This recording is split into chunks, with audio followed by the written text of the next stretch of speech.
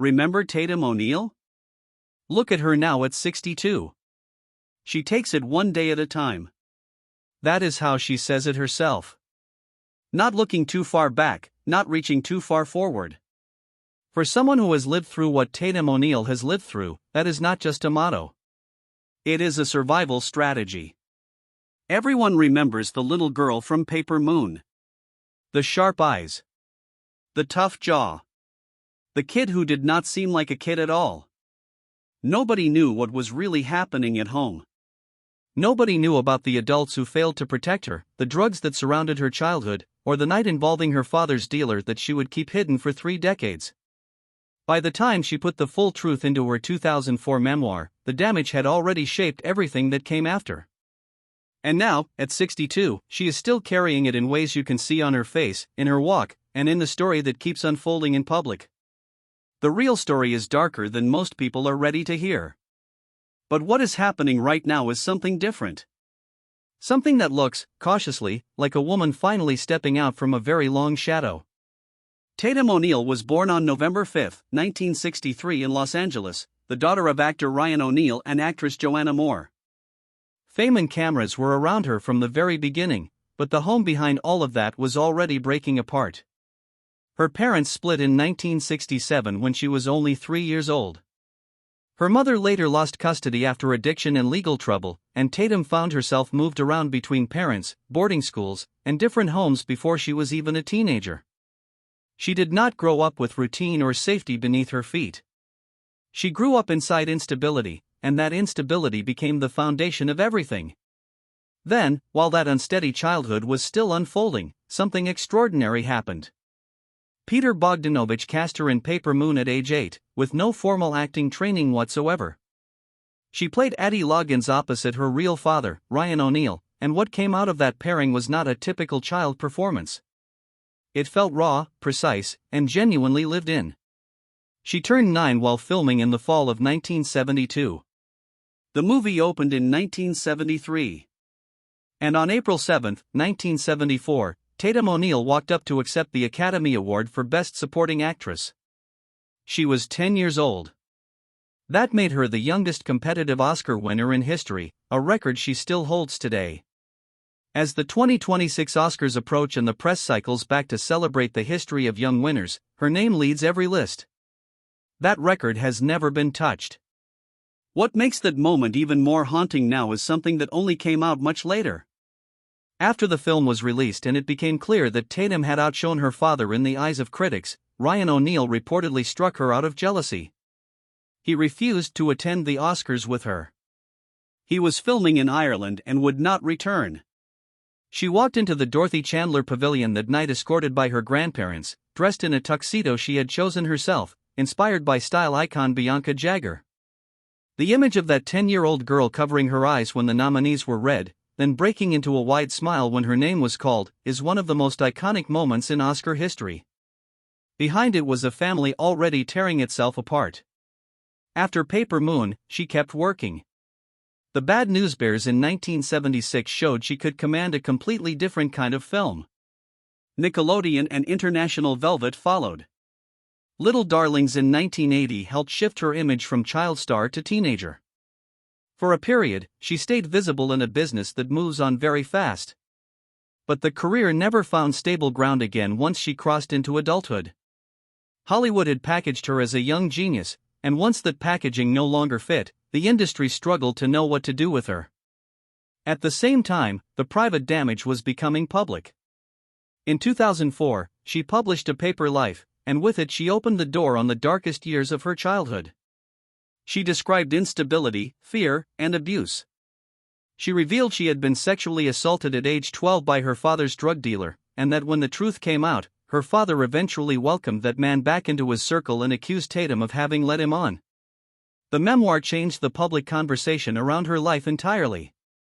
It showed that what looked like adult mistakes were actually the downstream effects of a childhood that had never been safe. Her marriage to tennis superstar John McEnroe, which began in 1984 and ended in a bitter divorce in 1994, added more public wreckage to the record. Custody battles. Accusations. 3 children, Kevin, Sean, and Emily, caught in the middle. After the divorce, her heroin addiction returned. McEnroe obtained custody of their children in 1998. And then, in June 2008, she was arrested in Manhattan for allegedly purchasing crack cocaine, with 2 bags of drugs and an unused pipe found on her.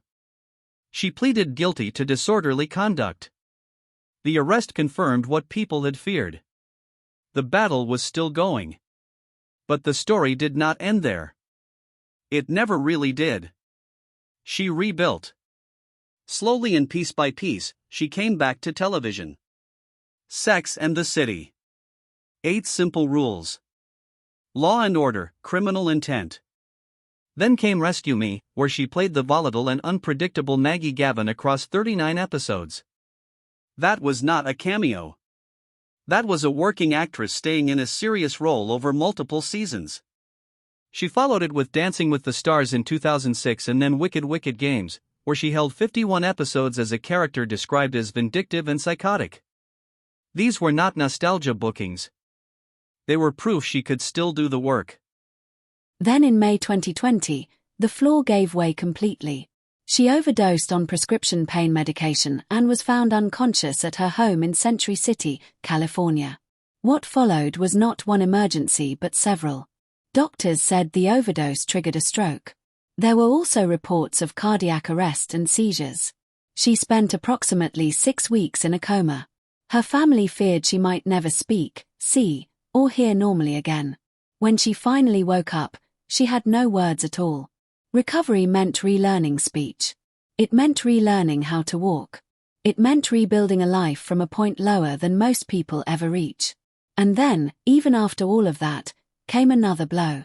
When her father Ryan O'Neal died in December 2023 at the age of 82 from congestive heart failure, Tatum released a statement saying she felt great sorrow at his passing.